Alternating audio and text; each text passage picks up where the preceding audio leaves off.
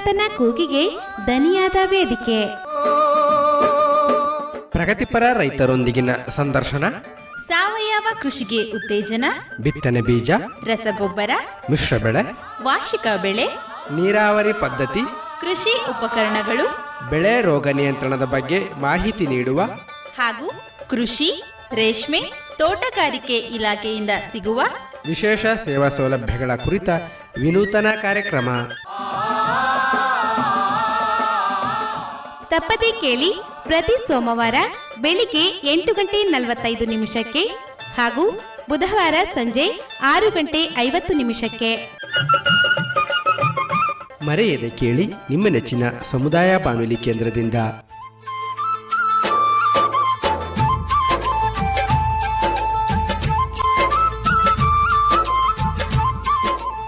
ಆತ್ಮೀಯ ಜನಧ್ವನಿ ಕೇಳುಗರಿಗೆಲ್ಲ ನಮಸ್ಕಾರ. ನೀವು ಕೇಳ್ತಾ ಇದ್ದೀರಾ ಜನಧ್ವನಿ ರೇಡಿಯೋ. ಇದು 90.8 ಕಂಪನಾಂಕದಲ್ಲಿ ಸರಗೂರಿನಿಂದ ಪ್ರಸಾರವಾಗುತ್ತಿರುವ ಮೈಸೂರಿನ ಮೊಟ್ಟಮೊದಲ ಸಮುದಾಯ ರೇಡಿಯೋ. ನಾನು ನಿಮ್ಮ ರೇಡಿಯೋ ಗೆಳೆಯ ಶ್ರೀಕಾಂತ್ ಸರಗೂರು. ಎಂದಿನಂತೆ ತಮ್ಮೆಲ್ಲರಿಗೂ ರೈತಧ್ವನಿ ಕಾರ್ಯಕ್ರಮಕ್ಕೆ ಆತ್ಮೀಯವಾದ ಸ್ವಾಗತವನ್ನು ಕೋರುತ್ತಿದ್ದೇನೆ. ಇಂದಿನ ರೈತಧ್ವನಿ ಕಾರ್ಯಕ್ರಮದಲ್ಲಿ ನಮ್ಮ ಜೊತೆ ಇದ್ದಾರೆ ಎಚರಿಕೋಟೆ ತಾಲೂಕಿನ ಪೆಂಜಳ್ಳಿ ಹಾಡಿಯ ಮಿಶ್ರ ಬೆಳೆಗಾರರಾದಂಥ ಶ್ರೀಯುತ TP ದಾಸ್ರವರು. ಬನ್ನಿ ಅವರನ್ನ ಕಾರ್ಯಕ್ರಮಕ್ಕೆ ಸ್ವಾಗತಿಸಿ ಅವರ ಈ ಮಿಶ್ರ ಬೆಳೆಯಲ್ಲಿನ ಕೃಷಿ ಅನುಭವ ಹಾಗೂ ಪ್ರಸ್ತುತವಾಗಿ ಸಂಸ್ಥೆ ಕಡೆಯಿಂದ ವಿವಿಧ ರೀತಿಯ ಸೇವಾ ಸೌಲಭ್ಯಗಳನ್ನ ಪಡ್ಕೊಂಡು ಯಾವ ರೀತಿಯಾದಂಥ ಸಿರಿಧಾನ್ಯಗಳನ್ನು ಬೆಳೀತಾ ಇದ್ದಾರೆ, ಈ ಸಿರಿಧಾನ್ಯಗಳನ್ನ ಬೆಳೆಯೋದ್ರಿಂದ ಎಷ್ಟೆಲ್ಲ ಅನುಕೂಲಗಳನ್ನು ಮುಂದೆ ಪಡ್ಕೋಬೋದು ಅನ್ನೋದು ಗೊತ್ತು. ವಿವಿಧ ರೀತಿಯ ಬೆಳೆಗಳ ಅನುಭವ ಆಗಿರ್ಬೋದು, ಮಾಹಿತಿಯನ್ನು ನಮ್ಮ ಜೊತೆ ಹಂಚ್ಕೊಳ್ಳಿದ್ದಾರೆ. ಬನ್ನಿ ಅವ್ರನ್ನ ಕಾರ್ಯಕ್ರಮಕ್ಕೆ ಸ್ವಾಗತಿಸೋಣ.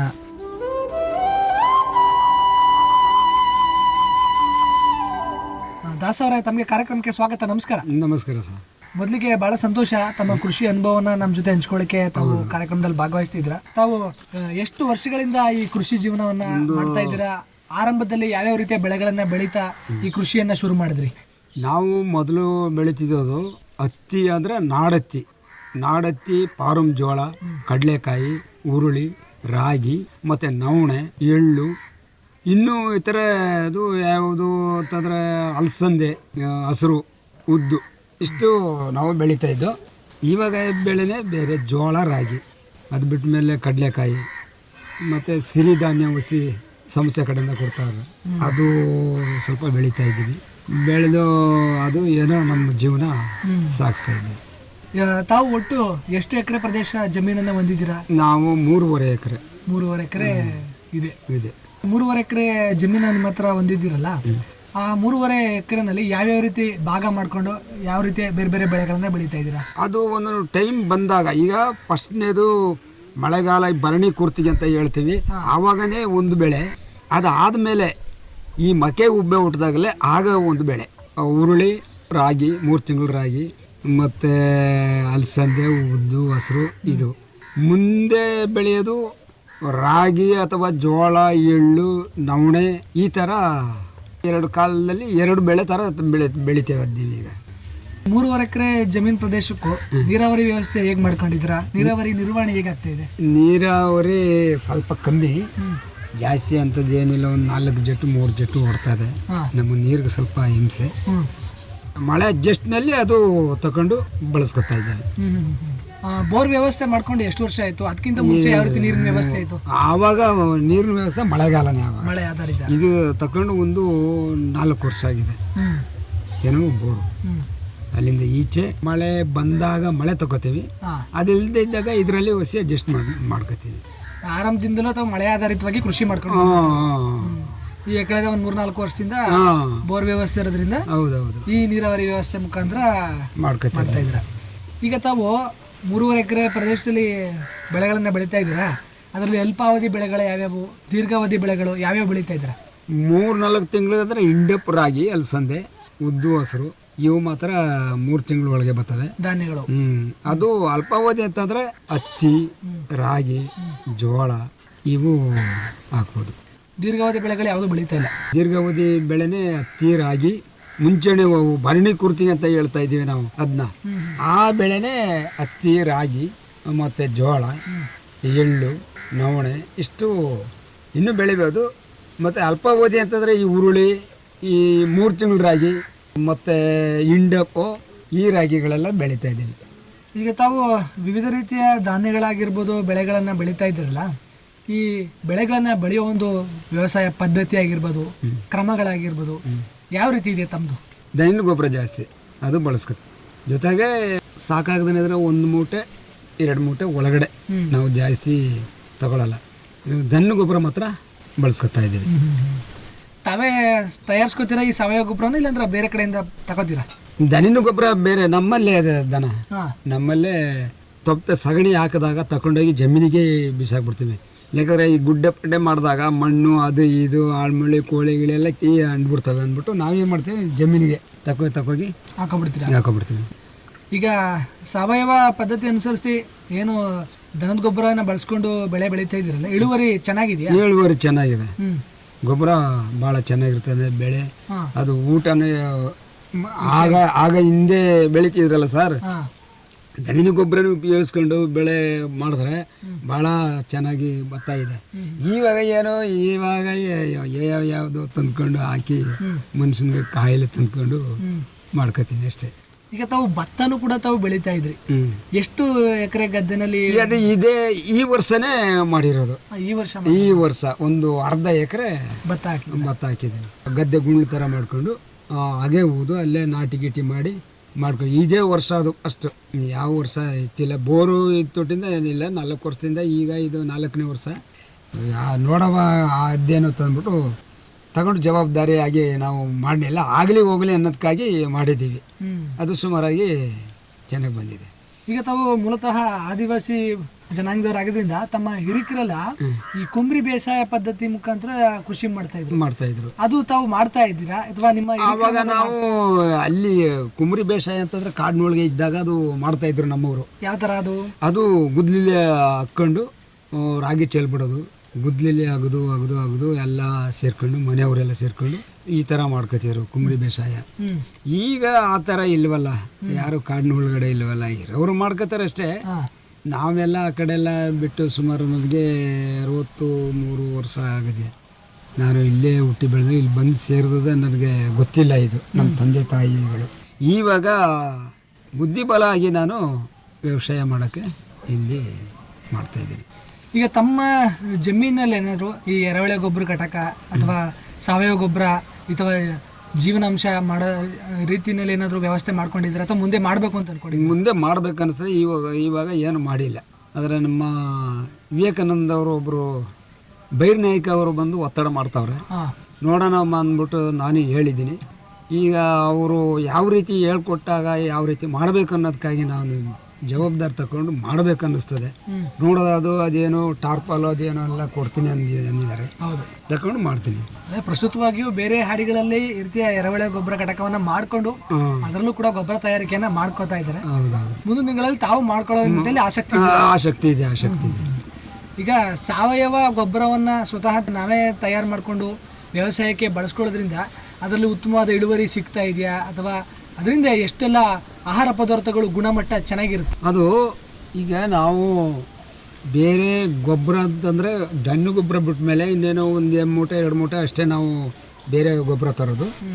ಈಗ ಅವೆರಡರಿಂದ ನಾವು ಹೇಳೋಕ್ಕಾಗಲ್ಲ ಅದು ಇಳುವರಿ ಕೊಡ್ತದೆ ಇದು ಇಳುವರಿ ಕೊಡ್ತದೆ ಅನ್ನೋದು ಹೇಳೋಕ್ಕಾಗಲ್ಲ. ಆದರೆ ಇಲ್ಲಿಂದ ಬಂದು ಗೊಬ್ಬರ ದನ ಗೊಬ್ಬರ ಹಾಕಿ ಬಿಟ್ಟ ಮೇಲೆ ಆರಂಭ ಭಾಳ ಚೆನ್ನಾಗಾಯ್ತಿತ್ತು. ಇವಾಗ ನಾವು ಜೊತೆಗೆ ಒಂದು ಅಲ್ಪ ಸ್ವಲ್ಪ ಇದು ತಗೊಂಡು ಮಾಡ್ತೀವಲ್ಲ, 2ರಿಂದ ಯಾವ್ಯಾವುದು ಇಳುವರಿ ಕೊಡ್ತದೆ ಅನ್ನೋದಕ್ಕೂ ಹೇಳೋಕ್ಕಾಗಲ್ಲ. ಅಲ್ಲ, ಖರ್ಚು ಕಡಿಮೆ ಇರ್ತದೆ. ಖರ್ಚು ಕಮ್ಮಿ ಇರ್ತದೆ. ಏನು ನಮ್ಮಲ್ಲೇ ಗೊಬ್ಬರ ಇರ್ತದೆ, ದುಡ್ಡು ಕೊಟ್ಟು ತರಂಗಿಲ್ಲ. ಇದೇ ಗೊಬ್ಬರನ ಇಟ್ಕೊಂಡು ಹಾಕೊಂಡಿದ್ರೆ ಇನ್ನೂ ಚೆನ್ನಾಗಿ ಬರ್ತದೆ. ಜಮೀನು ಕೆಡಲ್ಲ, ಭೂಮಿ ಫಲವತ್ತತೆ ಇರ್ತದೆ. ಜೊತೆಗೆ ಹೊಸಿ ಎರೆಹುಳನು ಮಾಡುವಂಥ ಒಂದು ಮನಸ್ಸಿದೆ. ಎರೆಹುಳ ಗೊಬ್ಬರ ನೋಡೋಣ ಮುಂದೆ ಏನಾಯ್ತದೆ ಅನ್ನೋದಕ್ಕಾಗಿ. ಈಗ ಯಾವುದೇ ಬೆಳೆಗಳನ್ನಾಗಿಲ್ಲ, ಅದು ಆಹಾರ ಪದಾರ್ಥಗಳಾಗಿರಲಿ, ಧಾನ್ಯಗಳಾಗಿರಲಿ, ವಾಣಿಜ್ಯ ಬೆಳೆಗಳಾಗಿರಲಿ, ಅದು ಬಿತ್ತನೆ ಮಾಡಿದಾಗ್ಲಿಂದ ಆ ಫಸಲು ಕೈ ಸಿಗೋ ತನಕ ಅದರದೇ ಆದ ಖರ್ಚು ವೆಚ್ಚಗಳು ಇದ್ದೇ ಇರ್ತದೆ. ತಮ್ಮ ಈ 3.5 ಎಕರೆ ಜಮೀನಲ್ಲಿ ಏನ್ ತಾವು ಕೃಷಿ ಚಟುವಟಿಕೆ ಮಾಡ್ತಾ ಇದ್ದೀರಾ, ಇಲ್ಲಿ ತಾವು ಯಾವ ರೀತಿ ಖರ್ಚು ವೆಚ್ಚಗಳನ್ನ ನಿರ್ವಹಣೆ ಮಾಡ್ತಾ ಇದ್ದೀರಾ? ಇದರ ಖರ್ಚು ವೆಚ್ಚ ಬಹಳಷ್ಟು ಸುಧಾರಿಸಿದ್ಯಾ ಪ್ರಸ್ತುತವಾಗಿ? ಸ್ವಲ್ಪ ಅರ್ಧಂಬರ್ಧ ಆಗಿದೆ ಖರ್ಚು. ಈಗ ಮೊದಲು ಅದು ಆಯ್ತಿತ್ತಿಲ್ಲ, ಯಾಕಂದ್ರೆ ಗೌರ್ಮೆಂಟ್ ಉಪಯೋಗಿಸ್ತಿತ್ತಿಲ್ಲ, ನಮ್ಗೆ ಖರ್ಚು ಆಯ್ತಿತ್ತಿಲ್ಲ. ಏನಂದ್ರೆ ಕಳೆ ಇಷ್ಟೇ ನೋಡ್ಕೊತಿದ್ದು, ಮಳೆ ಕಾಯ್ತಾ ಇದ್ದು. ಇವಾಗ ಸ್ವಲ್ಪ ಖರ್ಚು ಬರ್ತದೆ. ಯಾಕಂದರೆ ಈ ಗೌರ್ಮೆಂಟ್ ಗೊಬ್ಬರ ಔಷಧಿ ಅವು ಎರಡೇ ಉಪಯೋಗಿಸೋದು, ಅದರಿಂದ ಸ್ವಲ್ಪ ಖರ್ಚು ಬರ್ತದೆ. ಈಗ ಮೊದಲು ಆ ಥರ ಇಲ್ಲ, ದನಿನ ಗೊಬ್ಬರ ಒಂದೇ ಇರ್ತಿತ್ತು, ಕಳೆ ಒಂದು ನೋಡ್ಕೊಬಿಟ್ರೆ ಇನ್ನು ಯಾವುದಿಲ್ಲ. ಈಗ ಸಂಪೂರ್ಣವಾಗಿ ಸಾವಯವ ಕೃಷಿ ಪದ್ಧತಿಯನ್ನು ಅನುಸರಿಸ್ತಾ ಸಾವಯವ ಗೊಬ್ಬರಗಳಲ್ಲಿ ದನದ ಗೊಬ್ಬರ ಆಗಿರ್ಬೋದು, ಎರೆಹುಳ ಘಟಕದಲ್ಲಿ ಮಾಡ್ಕೊಳ್ಳೋ ಗೊಬ್ಬರ ಆಗಿರ್ಬೋದು, ಇವನ್ನೇ ಸಂಪೂರ್ಣವಾಗಿ ಬಳಸೋದ್ರಿಂದ ಆ ಗೊಬ್ಬರಗಳ ಖರ್ಚು ಕೂಡ ಉಳ್ಕೊಳ್ತದೆ ಮಾಡ್ಬೋದು. ಅದು ನೋಡೋಣ, ಈಗ ಮುಂದೆ ಮಾಡ್ಬೇಕನ್ನಿಸ್ತದೆ. ಈಗ ನಾವೇ ಮಾಡ್ಕೊಂಡು ಅದೇ ನಮ್ಗೆ ಜಮೀನಿಗೆ ಹಾಕೊಂಡ್ರೆ ನಮ್ಗೆ ಎಷ್ಟೋ ಉಳಿತದಲ್ಲ, ಖರ್ಚು ಉಳಿತದೆ. ಈ ಔಷಧಿ ಇಲ್ಲ, ಗೌರ್ಮೆಂಟ್ ಗೊಬ್ಬರನೂ ತಗೊಳ್ಳಲ್ಲ, ಇದೇ ಗೊಬ್ಬರ ದನಿನ ಗೊಬ್ಬರ ಇವೆರಡು ಜೊತೆ ಹಾಕಿದ್ರೆ ಚೆನ್ನಾಗಿ ಬರ್ತದೆ ಅನ್ನೋ ಮನಸ್ಸು ಇದೆ. ಅದು ಈಗ ಫಸಲು ಚೆನ್ನಾಗಿ ಬರ್ತದೆ.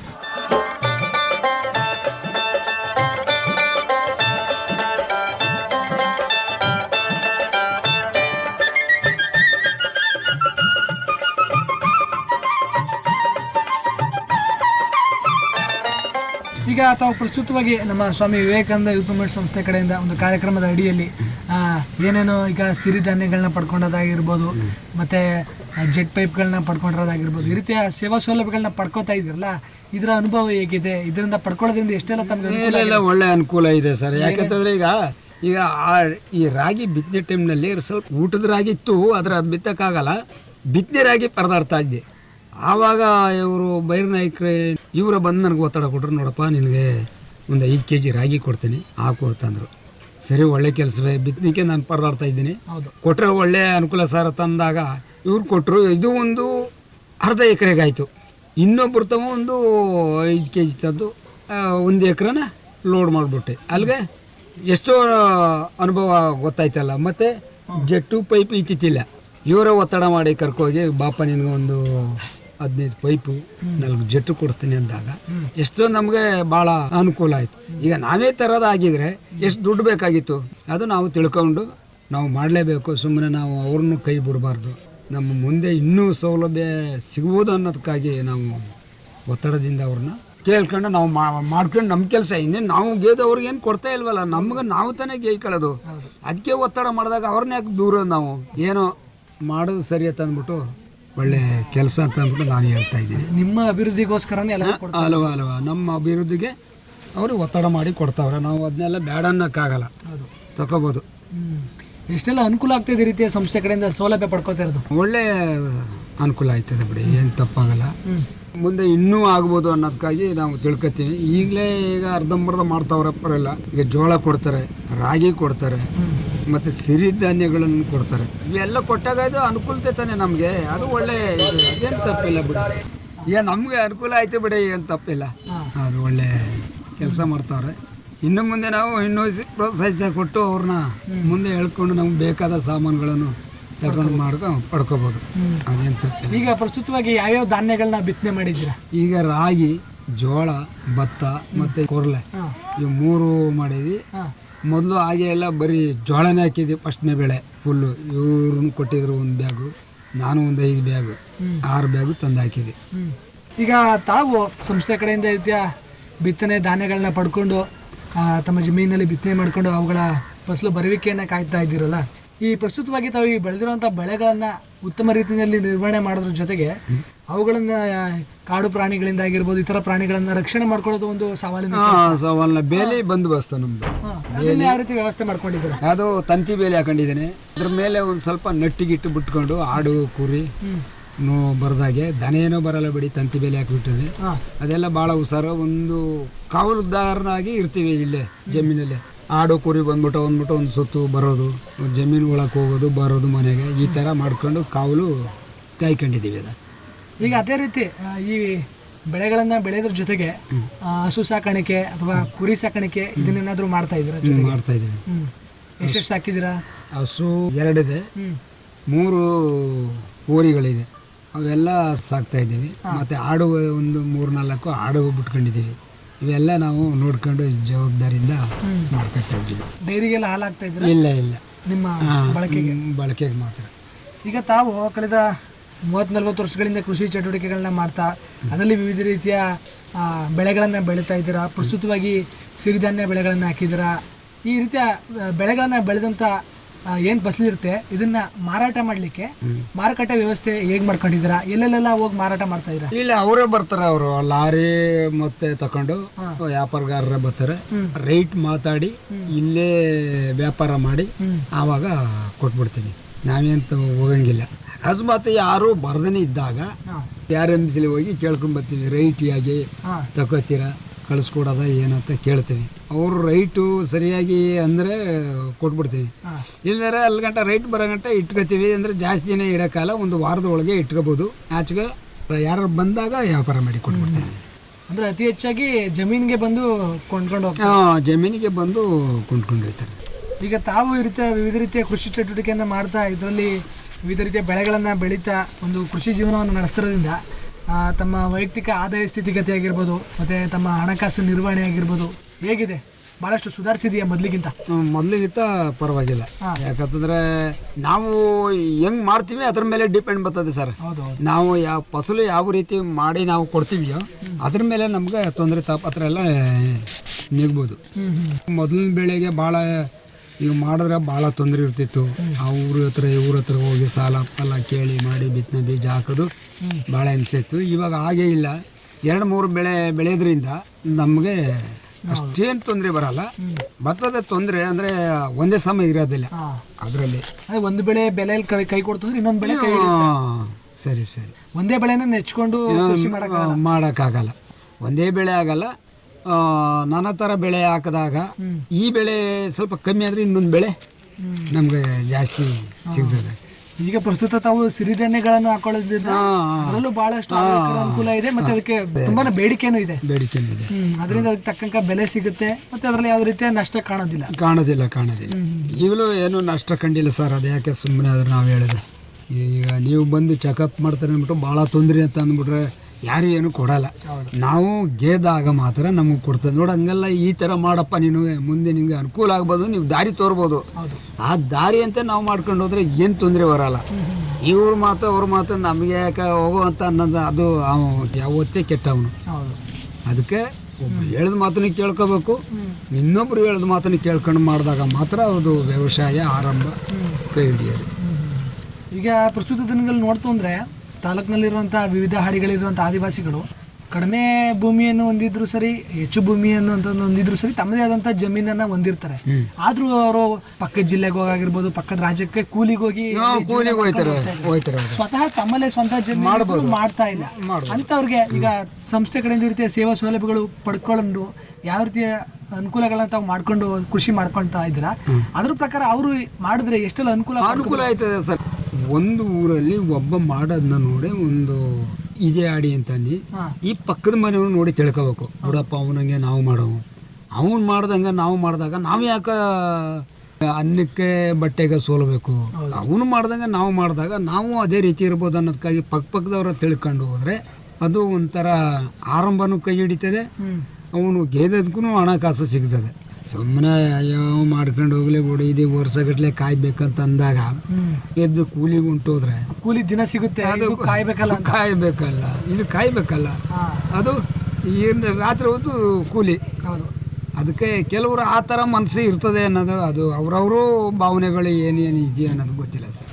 ತಾವು ಈ ರೀತಿಗ ಕೃಷಿನಲ್ಲಿ ತೊಡಗಿಸ್ಕೊಳ್ತಾ ಕೃಷಿ ಚಟುವಟಿಕೆಗಳನ್ನ ಮಾಡ್ತಾ ಇದ್ರಲ್ಲ, ಇದಕ್ಕೆಲ್ಲ ತಮ್ಮ ಮನೆಯವರು ಕುಟುಂಬದವರೆಲ್ಲ ಸಹಕಾರ ಆ ಥರ ಇದ್ರೇನೆ ಅದು ವ್ಯವಸಾಯ ಅನ್ನೋದು. ಅವ್ನು ಮಾಡ್ಕೊಂಡವನು ಮಾಡಲಿ ಅನ್ನೋದು ಅದು ವ್ಯವಸಾಯ ಅಲ್ಲ. ಒಂದು 2 ಜನ ಕೂಲಿ ಕರಿಯೋದ, ಅದೇ 2 ಜನ ನಮ್ಮನೇಲಿ ಮಾಡಿದಾಗ ಅದೇ ಕೂಲಿ ನಮಗೆ ಉಳಿತದೆ. ಅದೇ ಅವನು ಕೊಡೋ ದುಡ್ಡು ನಮಗೆ ಉಳಿತಾಯ. ಅದು ಏನಾರು ನಾವು ಉಪಯೋಗಿಸ್ಕೋಬೋದಲ್ಲ. ನಿಜ. ಅದು ಮನೆಯವರೇ ನಿಂತ್ಕೊಂಡು ನಾವೆಲ್ಲ ಮನೆಯವರೇ ಮಾಡೋದು ಕೆಲಸ. ಇನ್ನೊಬ್ರು ಕುಟುಂಬದವರು ಪ್ರತಿಯೊಬ್ಬರು ಆದಷ್ಟು ಸ್ವಲ್ಪ ಪ್ರಮಾಣದಲ್ಲಾದ್ರೂ ಖರ್ಚನ್ನ ಉಳಿಸಬಹುದು. ಈಗ ಕೆಲವರು ಮನಸ್ಥಿತಿ ಹೆಂಗಿರುತ್ತೆ ಅಂದ್ರೆ, ನನ್ನ ಹತ್ರ ಇರೋದೇ ಕಡಿಮೆ ಭೂಮಿ, ಅದ್ರಲ್ಲಿ ನಾನು ಏನ್ ಬೆಳೆಯಕ್ಕಾಗ್ತದೆ, ಸರಿಯಾಗಿ ನೀರಿನ ವ್ಯವಸ್ಥೆ ಇಲ್ಲ, ಬಂಡವಾಳ ಇಲ್ಲ ಅಂತ ಒಂದು ಮನಸ್ಥಿತಿ ಅವ್ರ ಕೂತ್ಕೊಬಿಡುತ್ತೆ. ಅವ್ರ ತೊಂದರೆ ಇರ್ತದೆ ಸರ್. ಅವ್ರು ಯಾವ ರೀತಿ ಕಡಿಮೆ ಜಾಗದಲ್ಲೇ ಉತ್ತಮವಾಗಿ ಬೆಳಿಬೋದು ಅಂತಂದ್ರೆ ಅವರು ನೀರಾವರಿ ಆದ್ರೆ ಅವರು ಮುಂದೆ ಬರ್ಬೋದು. ನೀರಾವರಿ ಬೇಕಂತ ಅಂದಾಗ ಒಂದು ತರಕಾರಿ ಗಿರ್ಕಾರಿ ಅಲ್ಪ ಸ್ವಲ್ಪ ಚೊಟ್ಟು, ಟೊಮೊಟೊ, ಬೀನೀಸು, ಮೂಲಂಗಿ ಇವೆಲ್ಲ ಬೆಳ್ಕೊಂಡು ಹೆಂಗೋ ತಗೊಂಡೇ ಮಾರ್ಬಿಟ್ಟು ಅವ್ನ ಜೀವನ ಕಳಿಬೋದು. ಅದು ನೀರಾವರಿ ಇಲ್ದೇ ಇದ್ದಾಗ ಮಳೆನೇ ಕಾಯ್ಬೇಕಂದಾಗ ಅವ್ನು ಕೂಲಿ ಹೋಗ್ಲೇಬೇಕಾಯ್ತದೆ. ಕೂಲಿ ಮಾಡಲೇಬೇಕಾಯ್ತದೆ. ಅಂದರೆ ಸಿಗೋವಂಥ ಅವಕಾಶಗಳನ್ನ ಬಳಸ್ಕೋಬೇಕು. ಬಳಸ್ಕೋಬೇಕು. ಮತ್ತು ಬೇಕಾದ್ರೆ ಈ ಗೊತ್ತಿಲ್ಲ ಅಂದಾಗ ಅವ್ರನ್ನ ತಿಳಿದು ಮಾಡಬೇಕು. ಸುಮ್ಮನೆ ನಮ್ಮದೇ ಆದಂಥದ್ದು ಆದಾಗ ಸ್ವಲ್ಪ ಆಗಲ್ಲ. ಭಾಳ ಸಂತೋಷ ದಾಸ್ ಅವರೇ, ಇಷ್ಟೊಂದು ನಮ್ಮ ರೈತ ಧ್ವನಿ ಕಾರ್ಯಕ್ರಮದಲ್ಲಿ ತಾವು ಭಾಗವಹಿಸಿ ತಾವೇನು ಕಳೆದ 30-40 ವರ್ಷಗಳಿಂದ ಕೃಷಿ ಚಟುವಟಿಕೆಗಳಲ್ಲಿ ತೊಡಗಿಸ್ಕೊಳ್ತಾ ತಮ್ಮದೇ ಆದಂಥ ಒಂದು ಕೃಷಿ ಜೀವನವನ್ನು ನಡೆಸ್ತಾ ಬರ್ತಿರೋದಾಗಿರ್ಬೋದು, ತಾವು ಬೆಳೀತಿರೋಂಥ ವಿವಿಧ ರೀತಿಯ ಬೆಳೆಗಳಾಗಿರ್ಬೋದು, ಆಹಾರ ಧಾನ್ಯಗಳಾಗಿರ್ಬೋದು, ವಿವಿಧ ರೀತಿಯ ತರಕಾರಿ ಬೆಳೆ ಆಗಿರ್ಬೋದು, ಪ್ರಸ್ತುತ ತಾವೇನು ನಮ್ಮ ಸ್ವಾಮಿ ವಿವೇಕಾನಂದ ಸಂಸ್ಥೆಯ ಸಹಕಾರದೊಂದಿಗೆ ಸಿರಿಧಾನ್ಯಗಳನ್ನ ಪಡ್ಕೊಂಡು ಸಿರಿಧಾನ್ಯಗಳನ್ನ ಬಿತ್ತನೆ ಮಾಡಿ ಮತ್ತು ವಿವಿಧ ರೀತಿಯ ಸೇವಾ ಸೌಲಭ್ಯಗಳನ್ನ, ಕೃಷಿ ಉಪಕರಣಗಳನ್ನ ಪಡ್ಕೊಂಡು ಯಾವ ರೀತಿಯಾದಂಥ ಉತ್ತಮವಾದ ಕೃಷಿ ಚಟುವಟಿಕೆಗಳನ್ನು ಮಾಡ್ತಾ ಇದರಲ್ಲಿ ತಮ್ಮ ಆದಾಯವನ್ನು ಕಾಣ್ತಾ ಒಂದು ಉತ್ತಮವಾದ ಕೃಷಿ ಜೀವನವನ್ನು ನಡೆಸ್ತಾ ಇದ್ದರನ್ನು ಕುರಿತು ಉತ್ತಮ ಕೃಷಿ ನಡೆಸೋ ನಿಟ್ಟಿನಲ್ಲಿ ಇತರ ರೈತ ವರ್ಗದವರು ಯಾವ ರೀತಿಯೆಲ್ಲ ತರಬೇತಿಯನ್ನು ಆಗಿರ್ಬೋದು ಅಥವಾ ಅನುಭವವನ್ನು ಇರುವಂಥವ್ರ ಹತ್ರ ಮಾಹಿತಿಯನ್ನು ಪಡ್ಕೊಂಡು ಒಂದು ಕೃಷಿ ಚಟುವಟಿಕೆಯನ್ನು ಮಾಡಬೇಕು ಅನ್ನೋ ಕುರಿತು ಉಪಯುಕ್ತ ಮಾಹಿತಿಯನ್ನು ನಮ್ಮ ಕಾರ್ಯಕ್ರಮದಲ್ಲಿ ತಾವು ಭಾಗವಹಿಸಿ ನಮಗೆ ಹಾಗೂ ನಮ್ಮ ಕೇಳುಗರಿಗೆ ತಿಳಿಸ್ಕೊಡೋದಕ್ಕೆ ತಮಗೆ ತುಂಬ ಧನ್ಯವಾದಗಳು. ನಮಸ್ಕಾರ. ನಮಸ್ಕಾರ.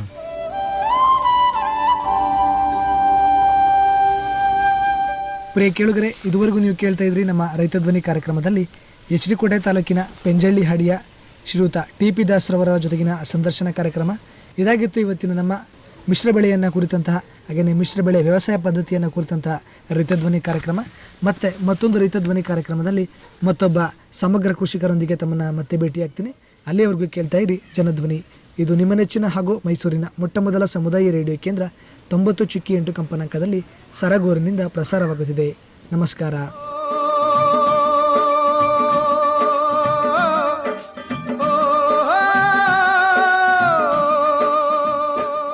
ಅನ್ನದಾತನ ಕೂಗಿಗೆ ದನಿಯಾದ ವೇದಿಕೆ. ಪ್ರಗತಿಪರ ರೈತರೊಂದಿಗಿನ ಸಂದರ್ಶನ, ಸಾವಯವ ಕೃಷಿಗೆ ಉತ್ತೇಜನ, ಬಿತ್ತನೆ ಬೀಜ, ರಸಗೊಬ್ಬರ, ಮಿಶ್ರ ಬೆಳೆ, ವಾರ್ಷಿಕ ಬೆಳೆ, ನೀರಾವರಿ ಪದ್ಧತಿ, ಕೃಷಿ ಉಪಕರಣಗಳು, ಬೆಳೆ ರೋಗ ನಿಯಂತ್ರಣದ ಬಗ್ಗೆ ಮಾಹಿತಿ ನೀಡುವ ಹಾಗೂ ಕೃಷಿ, ರೇಷ್ಮೆ, ತೋಟಗಾರಿಕೆ ಇಲಾಖೆಯಿಂದ ಸಿಗುವ ವಿಶೇಷ ಸೇವಾ ಸೌಲಭ್ಯಗಳ ಕುರಿತ ವಿನೂತನ ಕಾರ್ಯಕ್ರಮ. ತಪ್ಪದೇ ಕೇಳಿ ಪ್ರತಿ ಸೋಮವಾರ ಬೆಳಿಗ್ಗೆ 8:45 ಹಾಗೂ ಬುಧವಾರ ಸಂಜೆ 6:50. ಮರೆಯದೆ ಕೇಳಿ ನಿಮ್ಮ ನೆಚ್ಚಿನ ಸಮುದಾಯ ಬಾನುಲಿ ಕೇಂದ್ರದಿಂದ.